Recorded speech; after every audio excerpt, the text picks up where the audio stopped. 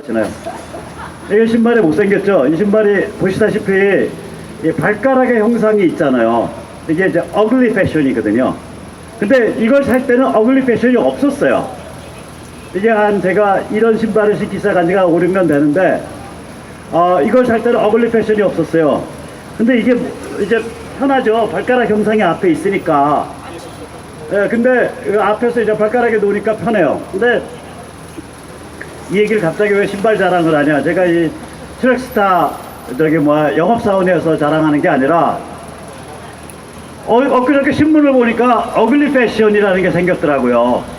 그러니까 남들 의식하지 않고 옛날과 좀 달리 좀 못생기게 물건을 만들어서 그 물건을 쓰는 게 이제 패션이 되는 세상이 된 거예요. 그래서 제가 그 신문을, 그 기사를 한 2번 보면서 무슨 생각이 들었냐. 진정성 게임이에요. 이게 진정성 게임.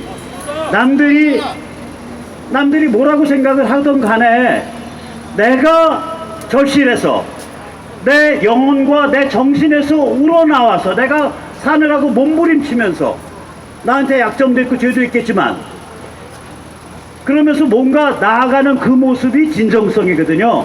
제가 영어 잘하니까 영어로 하면 오센티시티에서 액센트가 T에 있습니다. 자, 그런데 왜 진정성 게임이 이제 된 건데, 우리가 예를 들면은 우리가 여기 와서 진영이를 왜 취업하냐, 이게 정치 철새여서 진정성이 결여된 정치인 1호예요. 맞습니다. 진영이 그 나이 들어서 지금 국회의원이 4번째고 장관이 2번째인데 그렇게 부귀 영화를 누리면서 진정성이 바닥인 그런 인종이 어디 있습니까? 맞습니다. 그런 인종을, 그런 정치 철새를 뽑아준 용산구민은 호구입니까? 용산구민 호구입니까? 저 따라서 한번 해보시죠. 용산은 정치 철새 도래지가 아니다. 말이 안 되는 거잖아요. 그렇게 진정성이 완전히 없는 인종을 국회의원이 결국은 4번이나 하고 당적을 바꿔가면서 장관을 2번씩이나 해쳐먹는 그런, 참으로 그러니까 어떻게 사람이 저 정도까지 진정성이 없나 이런 생각이 드는 거예요.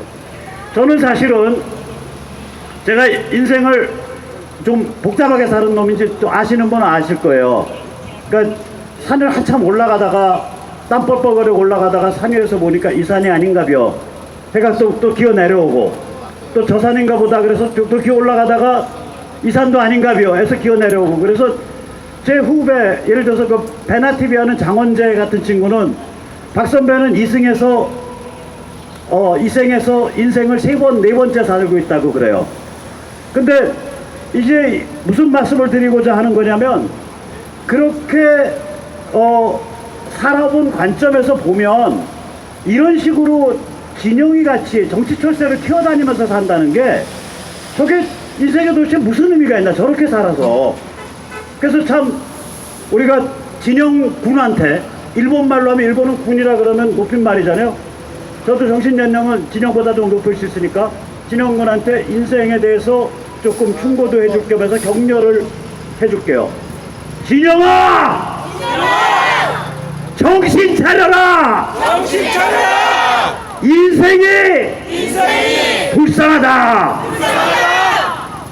이게 말이 안 되는 케이스예요, 사실은. 자, 이 사람에 대해서 제가 이제 안타깝게 생각하는 건 이거예요. 이 사람이 이제 히스토리를 보면 이회창 때 이 사람 그야말로 경기 나왔을 거예요. 서울 법대 나오고 그야말로 엘리트 코스를 쭉 달려와서 이회창 때 픽업이 됐을 거예요. 그러니까 국회의원이 됐다고요. 그래가지고 구여권에서 3선을 했어요. 장관을 한 번 하고, 그 다음에 2016년에 공천을 못 받았어요. 그래 열이 받아가지고 튀어나가서 당적을 바꾸고 민주당으로 입당을 해서 당선을 했단 말이에요. 저 같으면 거기까지는 이해를 할 수 있어요. 거기까지는. 제가 이해를 못하는 건 그 다음에 탄핵이 벌어지면서 대한민국이 해체되는 국면에 갔을 때 이거 안 된다라고 말할 수 있었던 거의 유일한 인물이 진영이었습니다. 왜냐? 탈당을 해서 당적을 바꿔서 더불어민주당에 간 인간이 이거 안 된다, 이거 대한민국 해체로 가는 길이다, 이거 대한민국에 완전히 깔아앉는 길이다 라고 증언할 수 있는 유일한 자격이 있던 사람이 진영이었습니다. 진영은 역사와 국가와 우리 자유시민 앞에서 그 막중한 책임을 완전히 까먹은 겁니다. 완전히 배반한 겁니다. 그는 배임이요 직무유기를 했습니다. 증인으로서의 직무를 유기한 겁니다. 옛날에 이제 우리가 공산혁명을 러시아에서 시작을 했죠. 그래 러시아 공산혁명이 터진 게 1917년입니다. 그 혁명은 아주 악마 같은 천재 블라디미르 레닌이 이끌었죠. 이 사람이 권력을 잡긴 잡았는데 그 다음에 러시아를 운영하려니까 복장이 터지는 거예요. 속을 한 7년 썩이다가 죽었어요.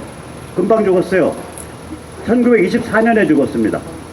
레닌이 1924년에 죽었을 때 윈스턴 처칠이 한 말이 있습니다. 뭐라고 말했냐?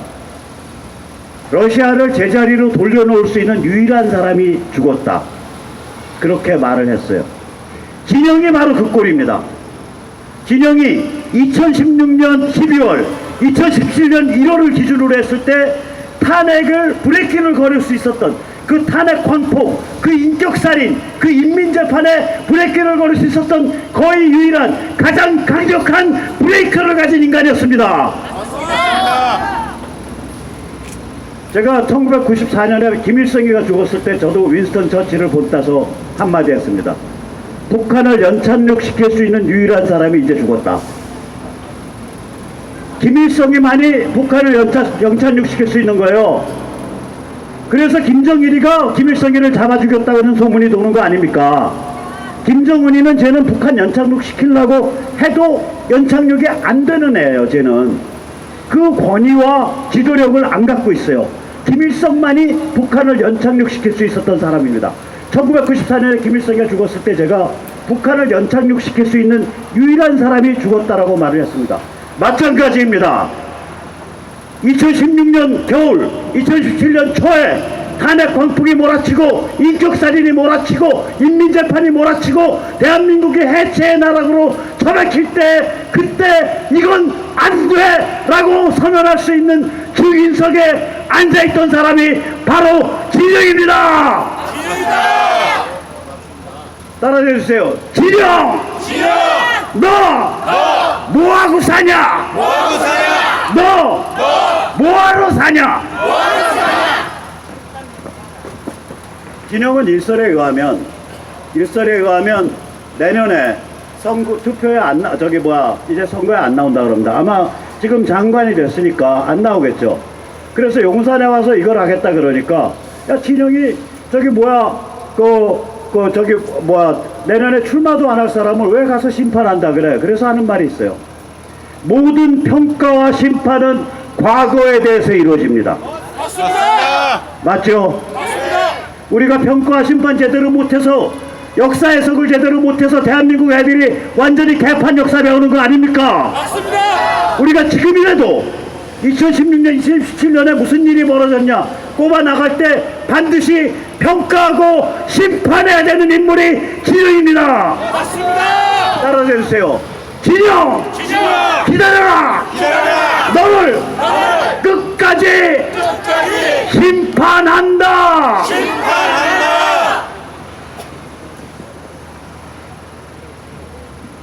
이 진정성이 결여되면 개판인 상황이 옵니다. 아시다시피 나경원 씨가 요새 뭐 좀 잘한다고 해서 사람들이 그래도 여기 자윤이 우파니 뭐 보수니 진영에서 그 정도 얼굴 반반하고 그 정도 말하는 사람이 어딨냐, 근데 왜 가서 공격을 하냐 뭐 이런 얘기를 하는데 이게 진정성이 없어서 그런 거예요. 지금요 국민들이 진정성에 굶주려 있습니다.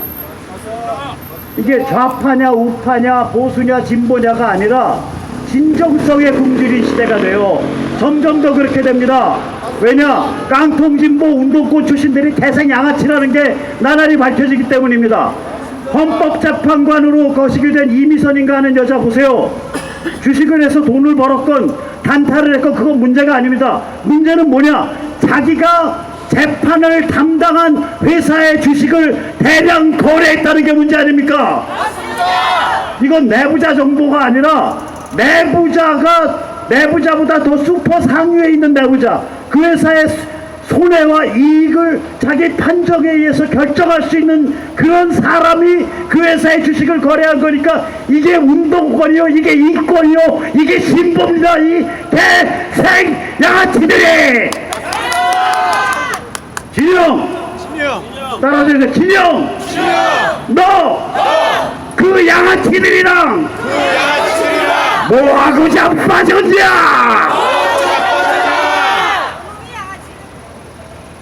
어디 가서 놀 때 가서 놀아야지 이게 말이 됩니까? 그죠? 말이 안 되는 일이죠. 마찬가지로 나경원도 이게 이미선 헌법 모독을 얘기했지만 진정성이 없는 거예요. 헌법을 모독한 정도가 아니라 구역권이 헌법 파괴, 대한민국 해체에 앞장섰었잖아요.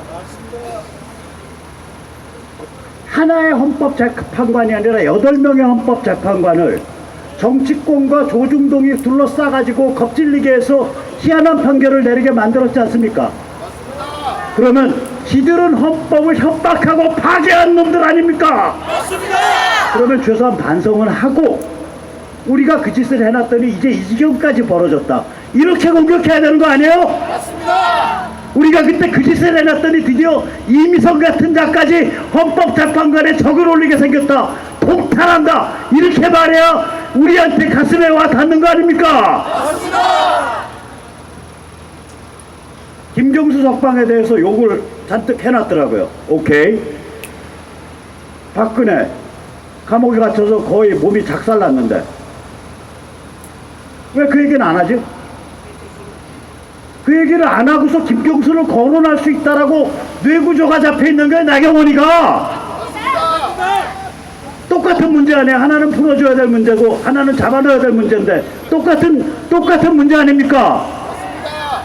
그러면 김경수는 석방하고 박근혜는 깜빵에 쳐넣어가지고 거의 생명줄을 끊어가는 이 모진 풍토가 뭐냐? 최소한 그 얘기는 나와야 될 거 아니에요. 그래서 이 버르장머리들을 이 진정성이 결여되면 양아치가 되는 거거든요. 사람이 양아치가 별게 아닙니다. 진정성이 없으면 양아치예요.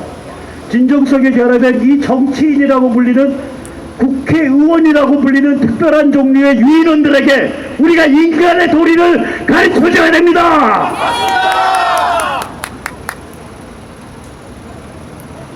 자, 그래서 차라리 우리가 이제 무슨 생각을 해보냐, 왜 우리가 이런 활동이 왜 중요하냐, 이게 사실은 굉장히 이상주의적인 활동입니다.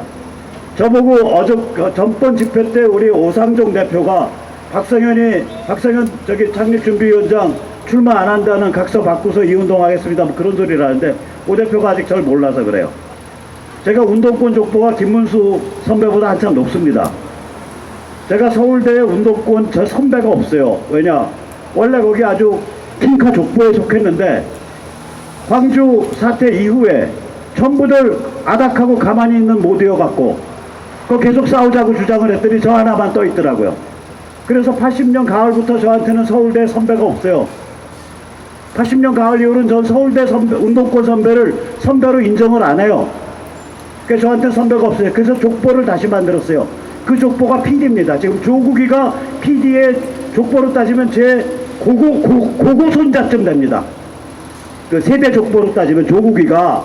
근데 PD가 89년경에 완전 망가졌죠. 막스레닌주의 내려놓고 NL에 무릎을 꿇었죠. PD가 90년 89년 저기 산호맹 시절에. 그래서 저는 누가 찾아와서 선배님 저 PD 후배입니다 그러면 네가 오리지널 내가 하던 PD를 해도 이제 나한테 그 소리 하지 말고 거기다 너는 얘 망가진 PD 했잖아 임마, 어디다 들이대냐. 제가 그렇게 야단을 치는데 지금 무슨 말을 제가 드리고 싶으냐면, 사람은 우리가 지금 이 모인 사람들이 뭘 하고 있는 거냐, 우리가 결국 자유시민을, 국민을 이끌어가는 역할을 하고 있는 거예요. 그죠? 아무것도 아닌 것 같아도 이 행동이 눈덩이가 되고 이게 시발점이 되고 이게 샘물이 되는 거라고요. 인간에겐 그런 역할을 하는 사람들이 있어요. 사회를 특정 시점에서 이끌어가는 역할을, 그게 좋은 방향이든 나쁘던 방향이든 그 업보가 있다고요. 제가 어린 나이에 이상한 짓을 막스 레닌주의에 빠져가지고 12년을 겁대가리 없이 글 쓰고 떠들던 그게 있어서 그 다음에 저는 20년 동안 침묵을 했습니다. 2008년 전까지 침묵을 했어요. 왜냐? 그 업보가 무서워서 사회정치적 발언과 행동을 못하겠더라고요. 그러다가 제가 이거 안 되겠다라고 생각한 게 광우뻥 난동을 보고 생각을 했습니다. 저는 그 전까지만 해도 운동권 후배 동료들 시간이 지나면 순치될 거라고 생각을 했어요. 나이가 들면 세상 이치 알고. 광우뻥을 보니까 이것들은 순치되는 게 아니라 아주 극악한 잔류성 오염물질 산업 폐기물로 스스로를 타락시켜가고 있는 겁니다. 없애야 된다는 생각이 들더라고요. 그래서 제가 이 바닥에 2009년에 들어왔어요. 그때부터 제가 사회정치적 발언을 했습니다. 제가 지은 책만 봐도, 번역한 책만 봐도 사회정치적 책이 4권 중에 1권밖에 없어요. 제일 처음에 번역한 책은 니체의 책이고 2006년에 출간됐을 때 제 이름 걸기가 싫어서 백석현이라는 가명으로 걸었어요. 백모의 원형입니다. 그 이름이. 그 다음에는 개인이라 불리는 기적이라 철학책이고, 그 다음엔 정치 철학책이고, 그 다음에는 인류 진화과학에 대한 책이에요. 그러니까 다시 한번 저희가 구구절절히 얘기하는 게 뭐냐, 지금 유튜브 다 중계하시는데 이런 일 하니까 사람들이 제가 직업 정치계로 나갈 거라고 생각을 하는 거예요. 안 그렇습니다. 맹세할게요. 심판연대는 정치적 이해관계를 초월한 유권자 조직이다. 그겁니다. 그래서 저희가 조직 만들기가 어려워요. 왜냐면 이해관계가 없잖아요. 정당을 따라다니면 하다못해 구의원도 하고 시의원도 하고 재수 좋으면 국회의원도 하고 더 재수 좋으면 장관도 하고 하는데, 이거는 이 겨울에 와서 저희가 10,000원 미팅이잖아요. 애프터 하면 또 10,000원씩 내야 되잖아. 배추님 미팅 아니에요. 이거 해봐야 돈 깨져, 시간 깨져, 건강도 피곤해. 특히 밤에 집회 나오시면 특히 어르신들 조심하세요. 야간 집회는 주간과 달리 피로도가 서너 배가 높아요. 주간을 다 활동을 하고 기온이 떨어져 갈 때 나오는 거라 훨씬 더 피곤합니다. 이런 짓을 하면서 우리가 얻으려고 하는 게 개인적으로는 없는 거예요. 우리는 공익을 위해서 나오죠. 그죠? 우리는 공공을 위해서 나오죠. 그래서 이 국회의원이라고 불리는 특별한 종족의 유인원들이 우리가 가지고 있는 공공에 대한 의식에 반만이라도 가질 것을 간절히 악마합니다.